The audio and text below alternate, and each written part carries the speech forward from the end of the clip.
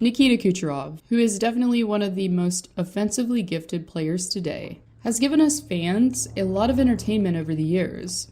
And by saying entertainment, I don't just mean the classic scoring goals, making plays, etc., but also, Kucherov can be a little spicy sometimes. This would be your second Hart Trophy win. Do you know where you put the other one, or what do you do?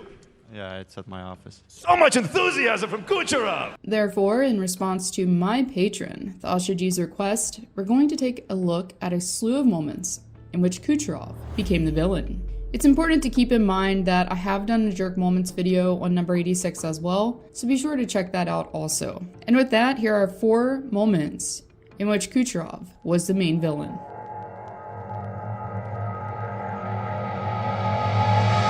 The NHL All-Star Game, an event that once had the mystique and flavor about it that actually made fans want to tune in. For me personally, it seemed to go downhill even more since about 2017 or so. Like, instead of when did you quit watching The Flash, in the NHL community, the conversation starter is, when did you stop watching the NHL All-Star Game? Because everyone has. Anyways, for the few fans in attendance in Toronto last year, the display regarding Kucherov's enthusiasm for the stick handling comp was pretty infuriating, as Kucherov could be shown taking his time and not really trying to beat the best, which turned out to be Connor McDavid's at 25 seconds, shocker. The real shocker was, however, that it took Kuch almost twice as long, at 44 seconds, and to further solidify his claim to villainy in Toronto, Kucherov honed his inner Brad Marchand and waved to the crowd that was throwing their invisible tomatoes at him, or maybe waffles? Does anyone else remember that Phil Kessel incident? And no, he didn't eat the waffle.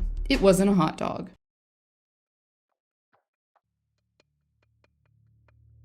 The code within the NHL is pretty black and white. There's things that you're expected to do and there's things that you aren't. And obviously, in this case, Kucherov did something you're not supposed to as a hockey player. It's the end of a close game in Raleigh, as the Carolina Hurricanes are dangerously close to getting the W with around 30 seconds left to go. After the Canes win the face-off, Kucherov decides to quit playing hockey and instead targets Sebastian Aho, a player who never had puck possession on the play. Well, as you would hope anyways, the fans didn't exactly appreciate their star player getting senselessly hit in the way that he did, and expressed that with boos, as Kucherov made his way to the penalty box because, shocker, the refs didn't appreciate the hit either. He waved the crowd's distaste off, something he was unable to do when Panarin trolled him in the handshake line. Anyways, Kucherov received a 2-minute penalty for interference on the play, and Carolina won the game.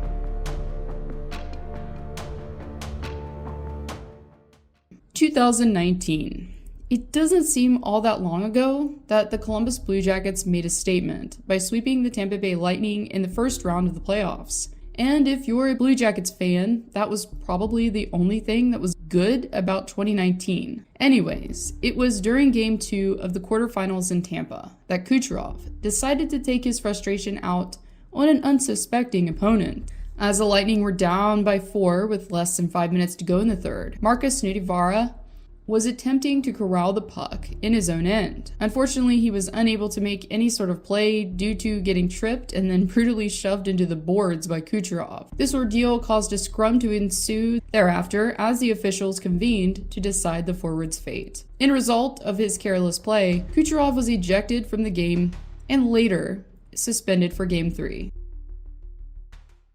You knew it was coming. We saved the best for last here, as the top villain moment has to be when Kucherov decided to get drunk and let the world watch. After defeating the Montreal Canadiens in the finals, the Lightning had won their second consecutive championship. While I'm not here to argue about asterisks, I do want to say that the unprecedented setup did benefit us fans in this case. Since reporters were keeping their distance from players, this allowed for a unique kind of setup, something completely different from the usual interviews on ice post-game. Anyways, a couple of villainous remarks that were made in the interview include Kucherov calling Marc-Andre Fleury some guy, while saying that Andrei Vasilevsky deserved the Vezina. Secondly, he then went on to remark about how Montreal fans, according to him, acted like they had won the Stanley Cup last game after winning it. Bud Light enjoyed being represented by Kucherov so much from this, televised exchange that they ended up giving him a sponsorship. Something that definitely paid dividends because I'm pretty sure Kucherov was their top consumer for the next couple of months. In conclusion, again, special thanks to Thosha G for making this video possible. If you would like to get your own video request granted, consider becoming a tier 3 member on my Patreon. Or if level 3 isn't your financial jam, I also have some plans starting at $1 a month. Some benefits that come from my tip jar tier include videos uploaded in advance and behind the scenes content like channel analytics. If you're interested in becoming a patron, simply click the link below to get started. Thank you for watching, and I'll see y'all next time.